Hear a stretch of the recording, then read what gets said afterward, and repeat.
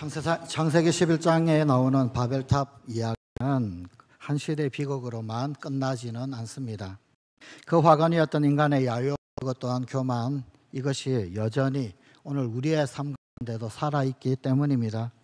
스스로 신적 경지에 이르러 신 없는 세상 가운데서 신처럼 군림하고자 했던 그 모든 저희들, 그로부터 오늘의 바벨탑들은 곳곳 가운데서 지금도 여전히 축적하고 있다 할 수 있습니다.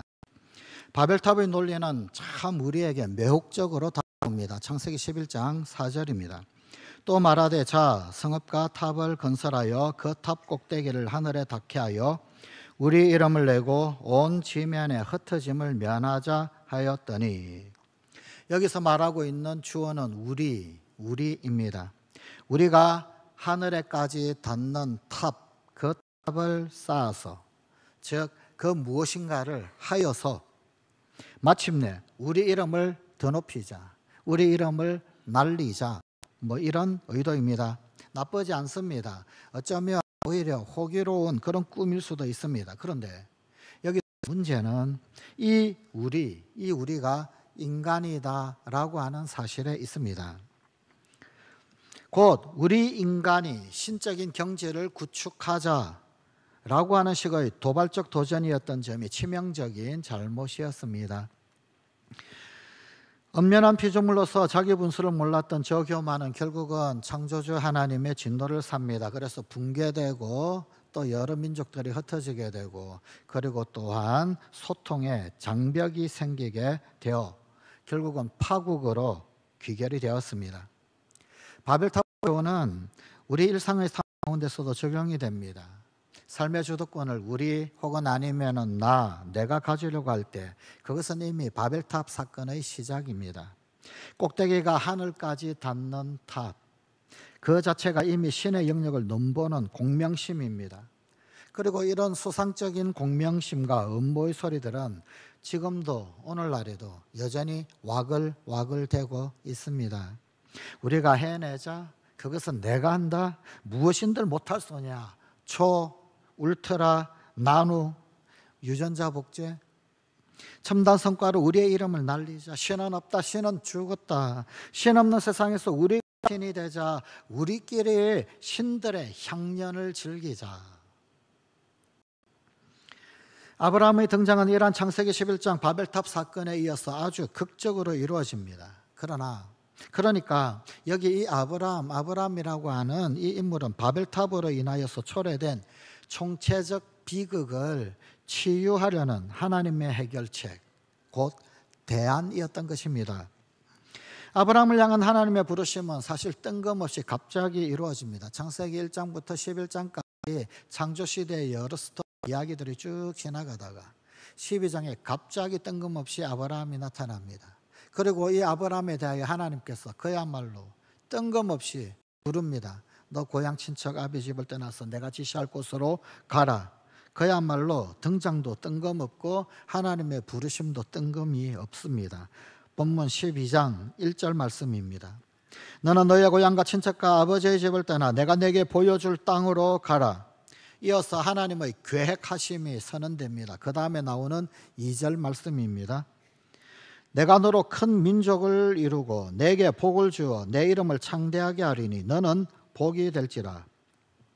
바로 이 말씀에 역동적인 반전이 내포되어져 있습니다. 곧 그 앞의 바벨탑 논리, 이 바벨탑 논리를 치유하는 역바벨탑 논리가 힘차게 요동치고 있습니다. 어떻게 그렇습니까? 여기서 말씀을 하시는 이 나는 하나님이십니다. 바벨탑 음모의 주인공 우리가 하나님으로 전환이 되었습니다. 내용상으로도 우리가 탑을 세워 우리 이름을 날리자라고 하던 이 바벨탑의 야욕, 이것은 하나님은 너 아브라함을 큰 민족이 되게 하여 너희의 이름을 창대하게 하겠다라고 하는 하나님의 계획으로 그 궤를 맞춰 바뀌었습니다. 이 극명한 대조가 보이십니까? 한마디로 역사의 주도권이 인간에게서 하나님에게로 넘어가는 대전환이 바로 이 약속의 말씀에서 뚜렷하게 읽히는 것입니다. 결국 이 말씀은 인간이 주도권을 쥐고서 남용을 할 때는 바벨탑이나 쌓고 대재앙으로 끝났었지만 다시 하나님께서 주도권을 발휘하시니 이제 새 축복의 길이 열리게 되었더라라는 점을 부각시키고 있습니다. 창세기의 말씀을 읽다가 보면 1장부터 11장까지 계속 반복되는 그 어떤 구조를 발견할 수가 있습니다. 바로 사람이 죄를 짓고 하나님께서 죄에 대하여 징계를 내리시고 그리고는 다시금 자비를 베푸신다라는 구조입니다. 곧 죄, 징계, 자비의 반복되는 구조입니다. 처음에 첫사람 아담과 하와 그들이 선악과를 따먹으면서 인간의 죄는 시작이 됩니다. 그 징계로 우리 인간에게는 노동과 상고의 고통이 그리고 또한 에덴 동산에서의 추방당하는 그런 징계가 있습니다. 이때 하나님께서는 이들에게 가죽옷을 입혀주심으로 자비를 베푸십니다. 그 다음에 가인이 아벨을 죽입니다. 그 징계로 가인은 떠돌이 신세가 됩니다. 하지만 하나님께서는 가인에게 보호의 징표를 주심으로써 자비를 베풀어 주십니다. 노아 시대에도 사람들은 죄를 짓고 타락을 합니다. 하나님께서는 그 징계로 홍수를 내리십니다. 그 후에 다시금 자비의 표징으로 무지개를 주십니다. 그리고 나서 사람들이 마침내 바벨탑의 죄를 짓습니다. 그 징계로 사람들의 언어가 뒤엉켜 버립니다. 언어 혼잡이 일어납니다. 민족들이 뿔뿔이 흩어지게 됩니다. 그런데 바벨탑 이야기는 여기서 끝이 납니다. 하나가 빠지고 이야기가 종결된 것입니다. 무언가 연결이 되어야 하는데 하나님의 자비가 빠진 것입니다. 바로 이런 상황 가운데서 아브라함의 이야기가 등장합니다. 바벨탑 영모에 내려진 민족들의 풍비박산을 치유하실 비책으로 믿음의 조상 아브라함이라고 하는 묘수를 강구하심, 이것이 표의 물음표에 들어가는 이야기입니다. 바로 하나님의 그 자비, 이 자비가 개입되었다. 자비하신 하나님께서 개입하셔서 무엇인가 시작하려는 것이었습니다. 하나님의 지혜가 깃든 자비가 작동되고 있었던 것입니다. 그렇다면 아브라함은 느닷없는 이 하나님의 부르심에 어떻게 응했을까요? 한마디로 그는 순명과 온유로 하나님의 분부를 이행을 했습니다. 자신의 의지를 접고 하나님의 뜻을 따랐습니다. 생애의 주도권을 전적으로 하나님께 양도를 했습니다. 그랬더니 듣도 못하고 보도 못했던 놀라운 일들이 그를 둘러싸고 잇따라 일어났습니다. 어리석은 사람들은 적당하여 바벨탑을 쌓았습니다. 아브라함은 오롯한 마음으로 제단을 쌓았습니다. 여호와 하나님의 분부와 약속이 떨어지면 그는 바로 그 자리에 제단을 쌓아서 제사를 드렸습니다. 창세기 12장 8절입니다. 그가 그곳에서 여호와께 제단을 쌓고 여호와의 이름을 부르더니 창세기 13장 18절입니다. 거기서 여호와를 위하여 제단을 쌓았더라. 창세기 22장 9절입니다. 하나님이 그에게 일러주신 곳에 이른지라 이에 아브라함이 그곳에 제단을 쌓고, 아브라함이 제단을 쌓았다라는 이 이야기를 이처럼 반복해서 기록하고 있는 것은 이것이 아브라함의 속마음을 송두리째 드러내 주기 때문입니다. 제단은 인간 중심의 삶을 하나님 중심이라고 하는 영적 전향을 의미합니다. 이 중심의 이동을 우리는 믿음이라고 부릅니다. 믿음이란 무엇입니까? 나의 능력이나 나의 지혜나 혹은 나의 자비를 믿는 것, 그것을 믿음이라 하지 않습니다. 그 대신 믿음은 하나님의 능력, 하나님의 지혜, 하나님의 자비에 내 삶을 의탁하는 것을 가리킵니다. 그러기에 아브라함이 제단을 쌓았던 것은 사람들이 바벨탑을 쌓아 올린 것과는 극명한 대조를 이루는 믿음의 행동이었던 셈입니다. 하나님께서는 아브라함의 제단 쌓기를 기뻐하셨습니다. 아브라함은 75세의 나이에 하늘에 별같이 많은 후손을 얻게 될 것이다 라고 하는 약속을 받았습니다. 그때 아내 사라는 65살, 전혀 아이를 낳을 수 없는 그런 처지였습니다. 그럼에도 불구하고 그들 사이에서는 결국은 긴 세월에 걸친 믿음의 우여곡절 끝에 적자 이삭이 태어났습니다. 이렇게 참 귀하게 태어나 애지중지 키워왔던 이삭, 한창 그가 대견스럽게만 보일 그 무렵 아브라함에게 또다시 청천벽력 같은 명령이 떨어졌습니다. 창세기 12장에서 뜬금없이 떠나라 라고 하는 분부가 떨어졌던 것처럼 창세기 22장에서도 그야말로 어쩌면 예상치 못한 뜬금없는 청천벽력 같은 명령이 떨어집니다. 창세기 22장 2절입니다. 내 아들 내 사랑하는 독자 이삭을 데리고 모리아 땅으로 가서 내가 내게 일러준 한 산 거기서 그를 번제로 드리라. 외아들, 그것도 100세에 낳은 늙음하게 얻은 유일한 희망, 적자, 그를 바치라 라고 하는 이 명령은 아브라함에게도 감당할 수 없는 고뇌였을 것입니다. 너무나 잔인한 명령, 이를 인간적인 생각으로는 도저히 이해할 수 없고, 그리고 또한 이것을 이해한다라고 하는 것 자체가 불가능한 일인지도 모릅니다. 그렇기에 지독한 무신론자 리차드 도킨스는 이 명령에 대해 이렇게 독서를 퍼부었습니다. 결국 신이 농담을 했던 것이다. 신은 아브라함을 유혹하고 믿음을 시험했을 뿐이다. 현대의 도덕주의자들은 그러한 심리적 외상을 아이가 어떻게 극복할 수 있었는지 궁금해하지 않을 수 없다. 하나님께서 아브라함에게 내리신 저 명령을 하나님의 존재 자체를 의심케 하게끔 하는 폭압이라고 본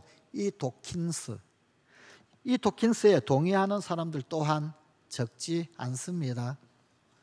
하지만 이러한 해석은 전적으로 짧은 안목입니다.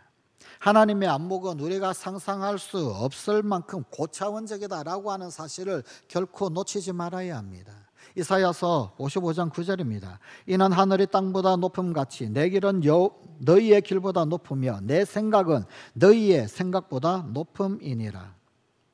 이해력은 철저히 안목에 비례합니다. 안목이 짧으면 높은 수준의 섭리나 계획을 이해하지 못합니다. 그러기에 하나님께서는 큰 일을 계획하실 때 그 일을 위해 부르신 인물에게 당신의 안목을 무조건 수용하도록 훈련을 시키십니다. 이를테면 바둑을 둔다. 바둑 10단, 그 10단이 바둑 10급에게 묘수를 가르쳐 줘도 10급짜리는 그것이 묘수인지 그 자체를 이해하지 못합니다. 훈수를 이해하지 못합니다. 그럼에도 10급짜리가 바둑을 잘 두려고 한다면 10단이 시키는 대로 이행해야만 합니다. 이것이 실력을 향상시키고 바둑을 잘 두는 비결입니다. 그렇게 하다 보면 수가 보입니다. 그러다 보면 안목이 이해가 되는 것입니다. 이삭을 제물로 바치라 라는 하나님의 분부는 누가 들어도 이해가 안 되는 명령이었습니다. 하나님께서는 도대체 말이 안 되는 이 명령을 일부러 하셨던 것입니다. 어떻게 하나 보려고 말입니다. 말하자면 아브라함이 파란만장하게 받아왔던 믿음 수업을 마치고 이제 믿음의 조상으로 인정받으려면 반드시 통과해야 할 어쩌면 마지막 시험이었던 셈입니다. 이것은 일종의 지혜입니다. 어떤 부하가 나에게 충성을 다하는 부하인지 혹은 아닌지 알아보려면 말되는 명령을 해서는 분간할 수가 없습니다. 말이 되고 이해가 되는 명령은 다 이행을 합니다. 다 준행을 합니다. 말 안 되는 명령을 해도 그럼에도 충성을 다할 때 그가 바로 충신입니다. 그가 바로 충복입니다. 가령 새벽 2시에 갑자기 전화를 해서 중요한 일이 생겼으니 지금 당장 출근하시오 라고 했을 때 미쳤나? 돌았나? 사장이 갑질하네. 그는 아직 충성에 이르지 못한 사람. 그러나 그럼에도 불구하고 출근하는 사람, 그 사람은 충성을 다 바치는 사람임에 틀림이 없습니다. 그리고 이 사람은 나중에 분명 사장감입니다. 누구를 사장 자리에 앉히겠습니까? 누구에게 그 직을 물려주겠습니까? 하나님 앞에 이런 정신이 우리에게 필요한 것입니다. 애초부터 아브라함의 믿음에는 뭔가 2% 부족한 것이 있었습니다. 물론 떠나라 하면 떠났고 가라 하면 갔고 믿어라 그러면 믿었고 그야말로 성경에 이만큼 믿음의 사람이 있었나 싶을 정도 그런 아브라함이기는 했습니다만, 그러나 하지만 하나님 보시기에는 아브라함의 믿음은 아직 인간적인 장꾀가 섞여 있는 믿음이었습니다. 그래서 이집트의 바로 앞에서 자신의 아내를 누이라고 속였고, 그래서 자신이 살아남으려는 묘책을 두었고, 이러한 인간적인 잔머리에 아브라함은 하나님의 꾸지람을 들어야 했습니다. 또한 큰 민족을 이루게 하리라 라고 하는 축복을 따르는 믿음이란 명분에 데리모라고 하는 인간적인 술수로 후사를 보려 했던, 사실은 가장 신앙적인 탈을 쓴 인간적인 믿음, 거기에 머무르고 있었던 것입니다. 아브라함은 하나님을 믿기는 하였지만 반밖에 못 믿었던 것입니다. 그렇기에 인간적인 방법을 사용했던 것입니다. 믿음이라는 것은 하나님이 손수하시도록 맡겨드리는 용단을 내리는 것입니다. 결국 하나님은 믿음의 부족을 일깨우기 위하여 90세가 된 사라의 몸에서 이삭이 태어나는 기적까지도 보여주셨습니다. 그러나 이 또한 아브라함의 믿음은 아니었습니다. 놓지 말아야 할 것이 있는데, 이삭은 아브라함의 믿음으로 낳은 자식이 결코 아니다라는 사실입니다. 이삭 출생에 대한 창세기의 본문 말씀 앞뒤를 살펴보면 아브라함과 사라가 자식을 낳게 된다라고 하는 이야기를 들었을 때 이 약속의 말씀을 받아들였다든지 이 말씀을 믿었다든지 이 말씀을 아멘이라고 했다든지 라고 하는 기록이 사실은 전혀 없습니다. 무슨 이야기냐면 지금 여기까지는 하나님께서 우기셔서 이삭을 낳게 되었다라는 말입니다. 믿음으로 이삭을 얻게 된 것이 아니라 그 이삭조차도 하나님께서 우기셔서 그래서 아브라함에게 이 이삭이 낳게 되어졌다라는 말입니다. 그렇다면 아브라함의 믿음은 도대체 언제 생겼을까요? 이삭을 낳은 다음이었습니다. 인간적인 믿음이 무조건적인 믿음으로 바뀐 것은 이삭의 탄생이라는 충격적인 사건 이후였던 것입니다. 나의 백성 이삭의 극적인 탄생을 체험한 아브라함은 믿음이라고 하는 것이 무엇인지 조금 깨달으면서, 그러나 점점 요줄부동의 믿음 공식이 생겨나게 되었던 것입니다. 나는 앞으로 하나님이 뭐라고 그러셔도 무조건 따를 거야. 다른 생각 안 해. 이제는 나이 따지지 말자, 환경 따지지 말자. 이제 아무것도 보지 말고 말씀만 붙들고 말씀만 믿고 말씀만 받아들이자. 하나님이 뭐라고 그러시면 나는 무조건 예하리라. 이런 믿음이었습니다. 절대 믿음이라고 할까요? 아브라함이 이 믿음을 가지기까지는 25년이라고 하는 세월이 걸렸습니다. 하나님이 그를 부르신 것이 75세 때, 그리고 이삭이 태어나기까지 100세였으니 말입니다. 한마디로 아브라함은 이 25년간 믿음의 학교를 다녔던 셈입니다. 그럼에도 이삭을 바치라 라고 하는 명령은 아브라함에게 과해도 너무 아픈, 너무 과한 분부였습니다. 아무리 아브라함의 믿음이 좋다라고 한다 할지라도 하나님의 명령과 속 깊숙한 곳에서 터져 나오는 양심의 소리 사이에서 줄다리기 하는 치열한 갈등은 피할래야 피할 수 없는 것이었습니다. 어떻게 자기 자식을, 더구나 외아들을, 그러면 민족의 조상이 된다라는 이 약속은 뭔가 얼마나 괴로웠겠습니까?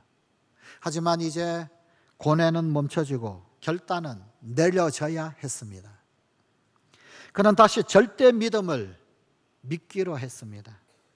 이었고 단장의 마음앓이 끝에 그는 결국 이 믿음으로 새벽 일찍 일어납니다. 그리고 이삭을 바치러 갑니다. 그런데 장작도 있고 불쏘시개도 있고 다 있는데 재물이 없습니다. 이상한 생각이 든 아들 이삭이 아버지 아브라함에게 묻습니다. 창세기 22장 7절입니다. 불과 나무는 니까니와 번제할 어린 양은 어디 있습니까? 아브라함의 답변은 참으로 천연덕스럽기까지 합니다. 그 다음 8절입니다. 번제할 어린 양은 하나님이 자기를 위하여 친히 준비하시리라. 하나님이 자기를 위하여 친히 준비하시리라. 하나님이 준비하시리라. 여호와 이레. 궁지를 모면하려고 임기응변으로 한 답변이 아니었습니다. 아브라함은 이미 마음속에 이 믿음을 가지고 있었던 것입니다. 하나님이 준비하시리라. 설령 아들을 잃는다 해도 내가 상상치 못한 더 큰 선물을 주시리라. 말만 그런 것이 아니었습니다. 아브라함은 이 믿음을 그대로 결행하였습니다. 그는 이었고 모리아산에 당도하여 아무 생각 없이 이삭을 제물로 묶어 희생제사를 드리려 했습니다. 바로 그때 여호와의 천사가 하늘에서 큰 소리로 아브라함을 부르며 아이에게 손을 대지 못하게 합니다. 나는 네가 이제야 나를 믿는 줄 알았다. 나는 네가 나를 경외하는 줄 알았다. 너 외아들마저도 서슴지 아니하고 바쳐 충성을 다하였으니 나는 너에게 더더욱 복을 주어서 너의 자손이 하늘의 별처럼 바다의 모래처럼 불어나게 할 것이다. 세상 만민이 너의 후손으로 말미암아서 덕을 보게 될 것이다. 복을 얻게 될 것이다. 이 말씀을 듣고 주위를 살펴보니까 수풀에 뿔이 걸린 순양이 있었습니다. 아브라함은 이것이 바로 하나님께서 손수 마련하신 재물이구나. 이것이 바로 하나님께서 손수 준비하신 것이구나 하고 이삭을 대신하여 번제로 바칩니다. 이로써 아브라함은 하나님의 시험을 통과했습니다. 바야흐로 아브라함은 가히 믿음의 조상이라 불리게 된 것입니다. 오늘 우리에게 주신 하나님의 말씀, 사실 창세기 12장 2절 3절의 본문은 두 번째 본문인 창세기 22장 17절 18절 말씀에 다시 반복되어지는 말씀이기도 합니다. 12장 2절 3절의 말씀입니다. 내가 너로 큰 민족을 이루고 내게 복을 주어 내 이름을 창대하게 하리니 너는 복이 될지라. 너를 축복하는 자에게는 내가 복을 내리고 너를 저주하는 자에게는 내가 저주하리니 땅의 모든 족속이 너로 말미암아 복을 얻을 것이라 하신지라. 두 번째 본문인 창세기 22장 17절 18절입니다. 내가 내게 큰 복을 주고 내 씨가 크게 번성하여 하늘의 별과 같고 바다의 모래와 같게 하리니 내 씨가 그 대적의 성문을 차지하리라. 또 내 씨로 말미암아 천하 만민이 복을 받으리니 이는 내가 나의 말을 준행하였음이니라 하셨다 하니라. 사랑하는 성공가족 여러분, 이 축복의 말씀의 성취는 바벨탑이 아니라 모리아 제단에서 이루어집니다. 아브라함은 언제 어디서나 하나님을 신뢰하며 아무리 어려운 상황이라 하더라도 하나님을 만난 곳이면 그 받은 은총을 표시하기 위해 제단을 쌓아 바쳤습니다. 우리 주님 예수님도 십자가 제단에서 우리를 구원하셨습니다. 제단은 인간 중심의 삶을 하나님 중심으로 전환하는 중심 이동을 의미합니다. 이 중심 이동을 우리는 믿음이라고 부릅니다. 하나님은 우리를 이 믿음의 제단으로 끊임없이 부르십니다. 인간적인 믿음에서 절대적인 믿음의 제단으로. 절대 믿음의 제단에 서는 것은 쉽지 않습니다. 고뇌가 있습니다. 이루 말할 수 없는 성장통이 있습니다. 이해할 수 없는 순종과 희생이 따릅니다. 아브라함도 25년이 걸렸습니다. 그러나 알고 보면 그 제단은 자비의 제단입니다. 마침내 그 절대 믿음의 제단에 설 때 하나님의 자비가 춤추는 것을 보게 됩니다. 하나님의 자비가 춤추는 것을 알게 됩니다. 여호와 이레. 하나님이 예비하신 작품을 보게 됩니다. 믿음의 조상이 우뚝 섭니다.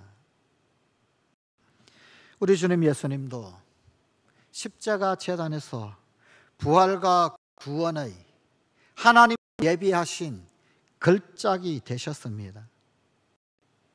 바벨탑이 아니라 하나님 앞에 제단을 쌓는 성가족이 되십시다.